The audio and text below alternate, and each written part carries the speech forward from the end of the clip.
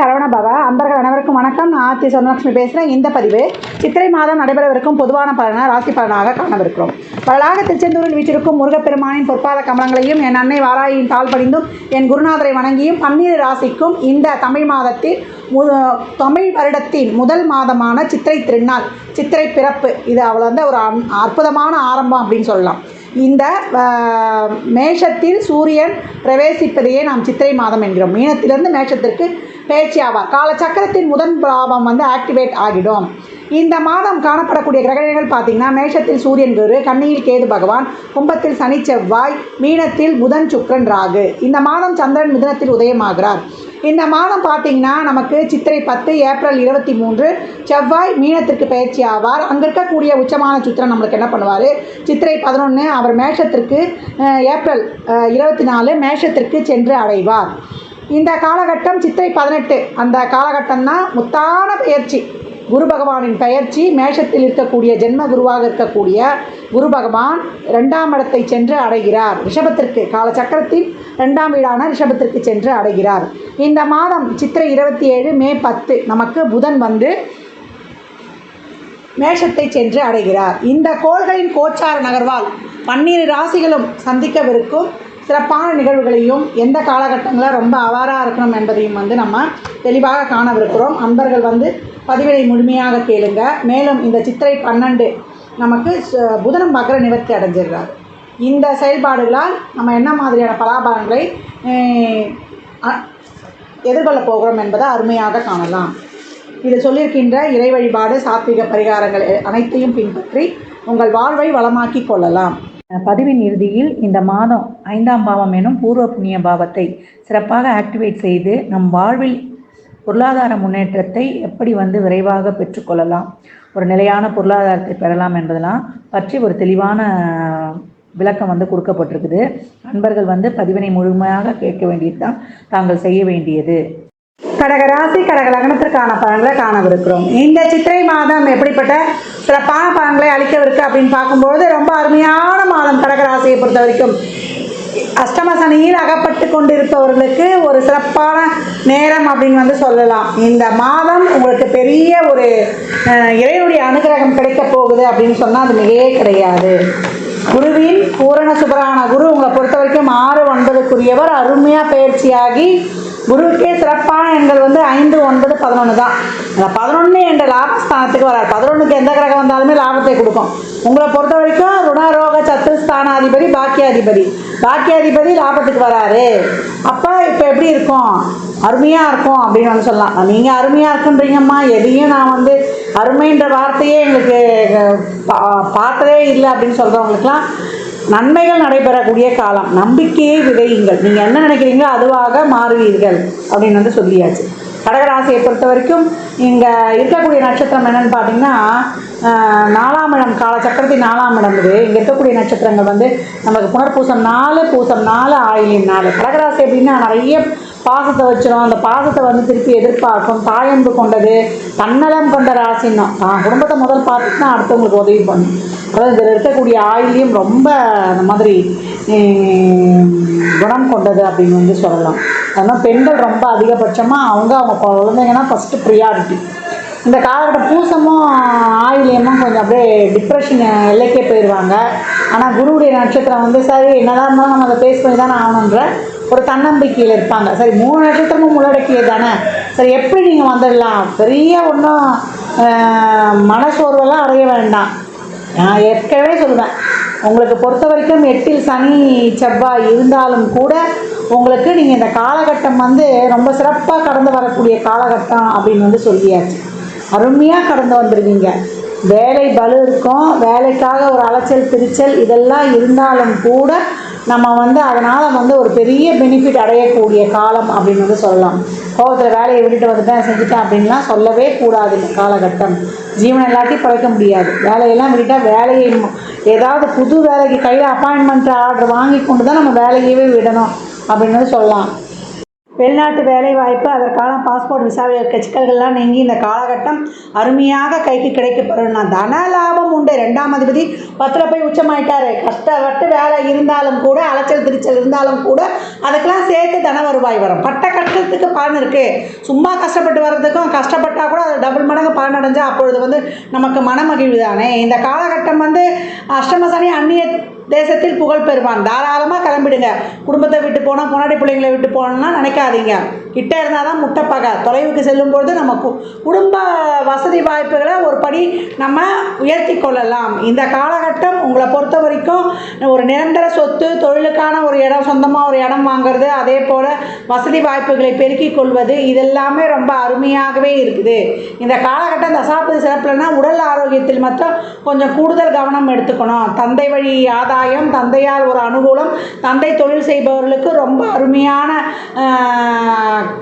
காலகட்டம் தான். நல்ல பெனிஃபிட்ஸ் அடையும். ஒரு தொழிலில் பதவி, பேர், புகழ், அங்கீகாரம்லாம் இப்போ கிடைக்கக்கூடிய காலகட்டம். தாய் வழி உறவுகளுடன் எனக்கும் தாயால் ஆதாயம். தாய் தான் எனக்கு இப்போ அதிர்ஷ்டமாக இருக்கிறாங்க.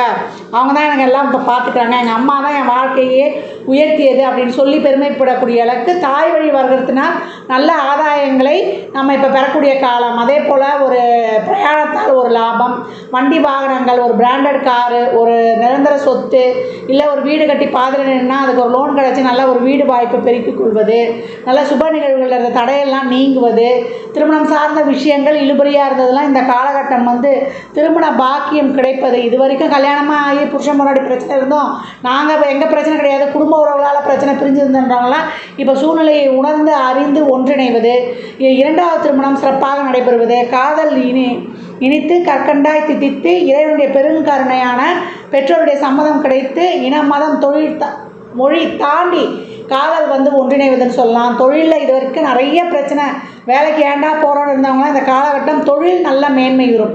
இந்த மேலதிகாரி உடன் பணிபுரியவர்கள்லாம் இந்த காலகட்டம் உங்களை புரிஞ்சுக்குவாங்க. மாத பிற்பகுதி உங்களுக்கான காலகட்டம் அப்படின்னு சொல்லிடலாம். முன்னாடி கொஞ்சம் அவேராக கொஞ்சம் விழிப்புணர்வாக இருந்துடணும். மற்றபடி கடக ராசிக்கு இந்த காலகட்டம் நீண்ட நோய் எதனா இருந்ததுன்னா அதற்கான ஒரு சிறப்பான வைத்தியம் கிடைப்பது, தொழிலில் உங்களுக்கான ஒரு நல்ல அங்கீகாரம், பேர், புகழ், அரசுத்துறை சம்மந்தப்பட்ட விஷயங்கள்லாம் இந்த காலகட்டம் சிறப்பாக கை கொடுப்பது, ஒரு நல்ல ஒரு வேலை எனக்கு ஒரு பர்மனெண்ட் ஆகன்றவங்களுக்குலாம் ஒரு ஸ்திரமான ஒரு வேலை கிடைப்பது, ஏற்றுமதி இறக்குமதி தொழிலில் ஒரு நல்ல லாபம், இதெல்லாமே இப்போ அடையக்கூடிய காலகட்டம் அப்படின்னு சொல்லலாம். கடகத்தை பொறுத்த வரைக்கும் நல்ல குழந்தை பாக்கியம் இல்லை. இது வரைக்கும் நான் என்னுடைய நிறைய ட்ரீட்மெண்ட் எடுத்துட்டேன், அந்த ட்ரீட்மெண்ட்லாம் எனக்கு பலன் நினைக்கல, நிறைய காசு தான் செலவாச்சு அப்படின்னு உங்களுக்கு இயற்கையாகவே பிறக்கக்கூடிய வாய்ப்பு இருக்குது அப்படின்னு சொல்லியாச்சு. இந்த காலகட்டம் பூர்வீக சொத்தில் இருந்த பங்காளிகள் பிரச்சனைலாம் நீங்கி உங்கள் கைக்கு அந்த பத்திரங்கள்லாம் கிடைக்கப்பெறுவது, அதே போல் ஒரு நல்ல ஒரு நம்ம அந்த புக்ஸ் எல்லாம் எழுதுவோம் இல்லையா, அதுக்கெலாம் ராயல்ட்டி கிடைக்கும் இல்லையா, அதெல்லாம் கிடைப்பது, ஒரு தொழிலை நம்ம ஏற்படுத்துவோம், அந்த தொழில் மூலம் நம்மளுக்கு ஒரு நீண்ட காலமாக ஒரு வருமானம் கிடைப்பது, அதே போல் ஒரு வீடு கட்டி வாடகைக்கு விடுவது, நீண்ட கால ஒரு வருமானம், ஒரு நல்ல ஒரு தொழிலை ஆரம்பிச்சிருவோம், ஒரு வம்சாவளியே ஒரு தொழில் ஆரம்பிச்சிடும். எங்கள் தாத்தம் பூட்ட காலத்தில் ஆரம்பித்த தொழிலுங்க, ஆனால் சிறப்பாக போகல, ஆனால் இப்போ நான் அந்த தொழிலை எடுத்து சிறப்பாக நடத்துகிறேன் அப்படின்னு சொல்லி ஒரு அங்கீகாரம், எல்லாத்துலேயுமே உங்களுக்கான ஒரு அங்கீகாரம், ஒரு தொழில் சமூகத்தில் பேர் புகழ் கிடைப்பது, அதெல்லாமே ரொம்ப சிறப்பாகவே இருக்கும் அப்படின்னு சொல்லலாம். நீங்கள் இருக்கிற ஏரியாவில் 10 பேருக்கு இப்போ தெரிந்து புகழ் பெறக்கூடிய காலம். அதே போல் ப்ரமோஷன் தான், ப்ரமோஷனில் லிஸ்ட்லேயே உங்கள் பேர் வந்துடும். லிஸ்ட்டில் பேர் வந்துச்சு ஆனால் எனக்கு இன்னும் கிடைக்கலன்னா இந்த காலகட்டம் நிச்சயம் கிடைச்சிடலாம். தொழில் நல்ல சிறப்பாகிடும். ஒரு உங்கள் வாழ்க்கையின் முன்னேற்றத்தில் ஒரு படி மேலே போயிடலாம் அப்படின்னு சொல்லியாச்சு. இந்த காலகட்டம் நிறைய கடன் பிரச்சனை இருந்தது, நிறைய எதிரிகள் பிரச்சனை இருந்தது, உடல் என்னை வருத்துச்சு, இந்த பிரச்சனைகளுக்கு எல்லாமே ஒரு தீர்வு இந்த காலகட்டம் நிச்சயம் உண்டு. உங்கள் எண்ணங்கள், உங்கள் லட்சியங்கள், உங்கள் ஆசைகள் இதெல்லாம் ஈடேறும். தடைகள்லாம் இருந்தால் விநாயகர் வழிபாடை செஞ்சு இந்த பலன்களெல்லாம் இன்னும் ரெட்டிப்பாக்கி கொள்ளலாம். குலதெய்வ வழிபாடை அமாவாசையில் நம்ம பௌர்ணமியில் சென்று வழிபட்டு வரும்போது அபரிமிதமான பலன்களை பெறலாம். தான தர்மங்களை அமாவாசை பௌர்ணமியில் அதிகப்படியாக செய்யுங்க. அப்படி செய்யும்பொழுது உங்களுக்கு அது உங்களுக்கு பிறவா நிலையை கொடுத்துரும் அப்படின்னு சொல்லலாம். எந்த ஒரு கர்மாவை அனுபவிக்கிறதுக்கு அடுத்த பிறவி கிடைக்கணும், பிறவியே வேணாமா அப்படின்றவங்களாம் பௌர்ணமி அமாவாசை என்று தானம் செய்யும்போது நீங்கள் அபரிமிதமான பொருட்களை பெற்றுக்கொள்ளலாம். பண வரவு நல்லா வரணும், எங்களுக்கு சிறப்பாக இருக்கணும், வீட்டில் ஒரு லக்ஷ்மி கடாட்சம் இருக்கணும் அப்படின்னா ஒரு மஞ்சள் துணியில் ஒரு 3 பச்சை கற்பூரம், அதே போல் 3 ஏலக்காய், ஒரு 1/2 ஸ்பூன் சோம்பு, கூட நம்ம பட்டை, இது எல்லாமே வந்து வைக்கலாம். ஒரு பச்சை துணியோ இல்லை ஒரு மஞ்சள் துணியிலையோ இதை வைத்து நம்ம வந்து கிராம்பும் கூட சேர்த்துக்கலாம். கனகதாரா ஸ்தோத்திரம், லக்ஷ்மி ஸ்தோத்திரம் இதெல்லாம் சொல்லி நம்ம வந்து அதை ப்ரே பண்ணி குலதெய்வத்தையும் நினச்சி அதை எடுத்துகிட்டு வந்து நம்ம வீட்டில் நிலவாச கதவு பின்னாடி உட்புறமாக கட்டி எப்போ வீட்டில் தூப ஆராதனை டெய்லியும் காட்டும் போதும் அதுக்கும் காட்டிக்கிட்டே வரும்பொழுது வீட்டில் பண ஈர்ப்பு ஆகர்ஷண சக்தி அதிகமாக இருக்கும். அதனால் கடகராசி அன்பர்கள் இந்த எளிய தாந்திரிக பரிகாரத்தை செய்து உங்களுடைய பண வரவினை வந்து அதிகமாக்கி கொள்ளுங்கள். அதோட வந்து இலையையும் சேர்த்துக்கலாம். நம்ம பிரிஞ்சி இலைன்னு சொல்லுவோம் இல்லையா, அதையும் சேர்த்துக்கலாம். எவ்வளோக்கு எவ்வளோ வாசனை பொருட்கள்லாம் வந்து வைத்து நம்ம இது பண்ணுறோமோ அவ்வளோக்கு எவ்வளோ அதெல்லாம் வந்து பணத்தை ஈர்த்து கொண்டு வரும். அதே போல் நம்ம அந்த செம்பு பாத்திரம் இருக்கு இல்லையா, செம்பு பாத்திரம் தண்ணியில் வந்து 1 ரூபா காயின் போட்டு வைத்து வரும்பொழுதும் பணத்தை அதிகப்படியாக ஈர்த்து கொண்டு வரும். இந்த மாதம் வந்து உங்களுக்கு 2ஆம் அதிபதி 10ல் உச்சமாக இருக்கார். அப்போ பண வரவு அதிகப்படியாக வேணுன்றவங்க இந்த தாந்திரிக பரிகாரத்தை தாராளமாக வெள்ளிக்கிழமையிலையும் செய்யலாம், நம்ம வியாழக்கிழமையிலையும் செய்யலாம். எப்போ உங்களுக்கு வாய்ப்பு இருக்கோ அதனால் ஒரு சுக்கிர ஓரையிலையோ குரு ஓரையிலையோ தாராளமாக செய்யுங்க. அப்படி இல்லை மாலையில் வந்து கோதுளி முகூர்த்தம் சொல்லக்கூடிய 5:45 6:15 தீபம் ஏற்றி வீட்டில் வந்து வழிபட்டு வரும்பொழுது உங்களுக்கு அபரிமிதமான பலன்களை அட்டகாசமாக பெறலாம். கடகராசி லக்னக்கார அன்பர்கள் வாழ்நாள் முழுவதும் சிறப்பான பலன் அடைவதற்கு என் மனமார்ந்த வாழ்த்துக்களை தெரிவித்துக் கொள்கிறேன். இந்த பலன்கள்லாம் கோள்களின் கோச்சார நகரை வைத்து சொல்லப்பட்டிருக்கு. உங்கள் சுய ஜாதகத்தில் இப்போ என்ன தசாபுதி நடக்குது, அதை எதற்காக உங்களுக்கு ஊக்கப்படுத்துது, அது திருமணம் குழந்தை பாக்கியத்திற்கா இல்லை பொருளாதார முன்னேற்றத்திற்கா என்பதெல்லாம் உங்கள் சுய ஜாதகத்தை ஆய்வு செய்வதன் மூலம் மட்டுமே நாம் தெளிவாக அறிந்து கொள்ள முடியும். அரசியல் துறையில் சார்ந்தவர்களுக்கெல்லாம் நல்ல ஒரு வெற்றி வாய்ப்பு. வயதில் மூத்தவங்களுக்கு நீங்கள் உங்கள் சக்திக்கு ஏற்றாற்போல் ஒரு தொழில் பண்ணுறீங்க அப்படின்னாலும் அதில் ஒரு நல்ல வருமானம். வண்டி வாகனங்களில் கொள்ளும்போது கவனமாக செல்லணும். இரவு நேர பயணங்களை தவிர்க்கணும். யாருக்குன்னா வந்து ஜாமீன் கையெழுத்து இதெல்லாம் போடுறோன்னா அதில் கொஞ்சம் கவனம் விழிப்புணர்வு தேவை. பத்திரங்கள் எதனா இடம்லாம் வாங்குறீங்கன்னா பத்திரங்களை வந்து கொஞ்சம் நல்லா சரிபார்த்து செஞ்சுருங்க.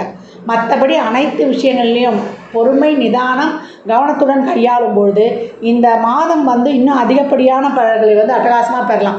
யாரோ ஒருத்தர் வந்து உங்களுக்கு தட்டு நிறைய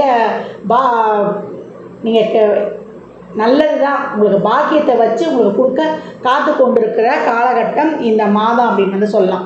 நன்மைகள் அதிகமாக நடைபெறக்கூடிய மாதம் இனிவர மட்டும் இல்லை இனிவரும் காலங்களும். அதனால் இறை வழிபாட்டுடன் உங்களுடைய நற்பலன்களை அதிகரித்துக் கொள்ளுங்கள். நடைப்பயிற்சியை மேற்கொள்ளுங்கள். அதே போல் உடல்நிலையில் ஆரோக்கியம் வந்து கேர் எடுத்துக்கோங்க. தசாபுதெல்லாம் சிறப்புலன்னா கூடுதல் கவனம் தேவை. இருதய சம்மந்தப்பட்ட தொந்தரவு, முழங்கால் கீழுள்ள பாகங்கள், அதே போல் ஜீரண சம்மந்தப்பட்ட கோளாறுகள், அதே போல் கார உணர்வுகள்லாம் தவிர்த்துருங்க. இந்த அல்சரை நேரத்துக்கு சாப்பிட்றணும். இந்த உணவு பழக்க வழக்கங்களை வந்து முறையாக கையாளும் பொழுதும் நடைப்பயிற்சியை மேற்கொள்ளும் பொழுதும் உங்கள் ஆரோக்கியம் சிறப்பாக இருக்கும்பொழுது இன்னும் உங்களது செல்வ வளமையும் அதிகரித்து காணப்படும். அஷ்டம சனியிலையும் அதிர்ஷ்டத்தை பெறுவீர்கள். 8ஆம் இடம் என்பது அங்கே ஆட்சி தான். அவர் சரள யோகத்தையும் கொடுத்துருவார். முதல்ல கஷ்டப்படுத்தி கொண்ட சனீஸ்வர பகவான் இனிமேல் அங்கேருந்து விலகி செல்லக்கூடிய காலம் 9ஆம் இடத்தை நோக்கி செல்ல போகிறாரு. அப்போ என்ன பண்ணுவார், உங்களுக்கு லாபத்தை தான் தருவார். இது வரைக்கும் கஷ்டப்பட்டு இருந்தாலும் இனிமேல் லாபத்தை தான் தரப்போகிறாரு. அந்த சனி இருந்து செய்த தடைகள் எல்லாம் நிவர்த்தி பண்ணுறதுக்கு தான் இப்போ குரு வந்து உங்களை பார்க்க வந்திருக்கிறார். கடகராசி லக்னக்கார அன்பர்கள் சாத்வீக பரிகாரமாக ஏழை எளியவருக்கு வறியவருக்கு உங்களால் முயன்ற உதவிகளை தாராளமாக செய்யுங்க. எவ்வளோக்கு எவ்வளோ மாற்றுத்திறனாளிகளுக்கும் இயலாதவருக்கும் உதவி செய்யும் பொழுது இறைவன் உங்களுக்கு ஓடோடி வந்து அருள் புரிவான். 12 ராசிக்காரர்களும் இந்த மாதம் வந்து ஒரு சிறப்பான செயல்பாடு பண்ணிக்கொள்ளலாம். ஏன்னா பூர்வ புண்ணியத்தை எப்படி ஆக்டிவேட் செய்து கொள்வது அப்படின்ற பற்றி ஒரு தெளிவான பதிவு சொல்ல இருக்கிறேன். இந்த பூர்வ புண்ணியம் என்பது நம்மளுடைய 12 கட்டங்களில் லக்னம் எந்த லக்னமாக இருந்தாலும் அதனுடைய 5ஆம் பாவம் தான் நம்மளுடைய பூர்வ புண்ணியம். நம்ம போன ஜென்மத்தில் செய்த பாவ புண்ணியத்திற்கு ஏற்றாற் போல் அந்த பலனை அனுபவிக்க போகிறோம். நம்முடைய புண்ணியங்கள் அதிகரிக்கும் போது தான் நம்முடைய செல்வ நிலையே வந்து உயர்வு நிலையில் இருக்க ஒரு முன்னேற்றத்தையும் அடைவோம். எப்போமா நான் பெரிய செல்வந்தன் ஆவேன், எப்போ எனக்கு பணம் வரும்னுலாம் கேட்குறோம் இல்லையா. அந்த பூர்வ புண்ணியத்தை எப்படி ஆக்டிவேட் பண்ணிக்கொள்வது என்பதற்கு அபிராமி அந்தாதியில் இறைவனே வந்து நம்மளுக்கு கொடுக்குறாரு, ஒருத்தர் மூலியமாக எழுத வைக்கிறாரு. அப்போ அபிராமி அந்தாதியில் வரக்கூடிய 40வது பாடலை வந்து நம்ம டெய்லியும் வந்து சொல்லும்போது ஒரு தீபம் ஏற்றி அந்த பாடலை சொல்லி கொண்டு வரும்பொழுது நம்முடைய பூர்வ புண்ணியம் சிறப்பாக ஆக்டிவேஷன் ஆகி நம்முடைய வாழ்வில் எந்த நிலையில் இருந்தாலும் ஒரு மிகப்பெரிய முன்னேற்றத்தை அடைவோம். ஏன்னா 100 பாடல்கள் இருக்குது. அதில் ஒவ்வொரு பாடலுக்கும் ஒவ்வொரு பலன்கள்.